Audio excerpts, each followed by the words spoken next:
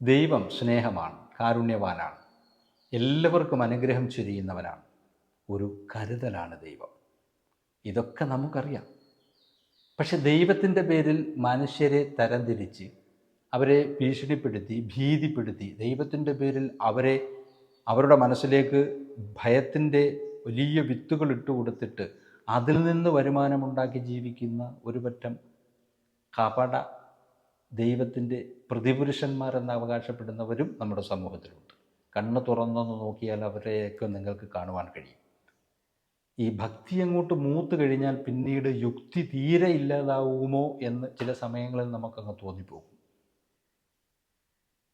ഒരു കുടുംബത്തിൻ്റെ ആശ്രയമറ്റ് ആരോരുമില്ലാതെ ഒരു പിടി ചോറിനു വേണ്ടി കേഴുന്ന സമയത്തൊന്നും ഈ പ്രതിപുരുഷന്മാരെ ഒന്നും അവിടെ ഒന്നും കാണില്ല.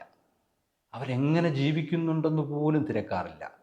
പക്ഷെ കുറേ കാലങ്ങളൊക്കെ കഴിഞ്ഞ് അവർക്കൊരു നല്ലൊരു ജീവിതമായി, ഒരു ഐശ്വര്യമായി, അവരെവിടെയെങ്കിലും ഒരു നല്ല രീതിയിൽ ഡ്രസ്സ് ഇട്ടുകൊണ്ടൊരു ടൂർ പോകുകയോ മറ്റോ ചെയ്താൽ ഈ കപട മതഭ്രാന്തന്മാർ അവരുടെ പിറകെ ചെന്നിട്ട് അവരെ വീണ്ടും വീണ്ടും സമൂഹത്തിൻ്റെ മുന്നിൽ നാണം കെടുത്തുന്നതിന് എന്തൊക്കെ മാർഗങ്ങളുണ്ടോ അതൊക്കെ ചെയ്യുന്നതും അത് ചെയ്തിട്ട് അതിൽ നിന്ന് വരുമാനമുണ്ടാക്കി സുഖിക്കുകയും ചെയ്യുന്നവരാണ് ഈ ദൈവത്തിൻ്റെ പ്രതിപുരുഷന്മാരെന്ന് അവകാശപ്പെടുന്ന ഈ കപട മതവാദികൾ.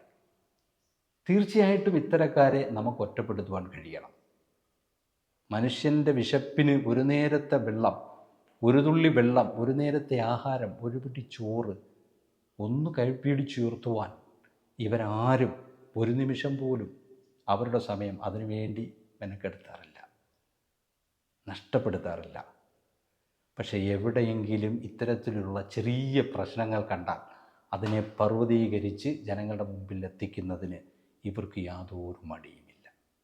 ഇതെല്ലാം സ്വന്തം കീശ വീർപ്പിക്കുവാനും സ്വന്തമായി സുഖിച്ചു ജീവിക്കുവാനും ജോലി ചെയ്യാതെ മിഷ്ടാന്ന ഭോജനം ഭക്ഷിച്ചുകൊണ്ട് സുഖിച്ചു കിടന്നുറങ്ങുവാനുമാണെന്ന് നമ്മൾ മനസ്സിലാക്കണം.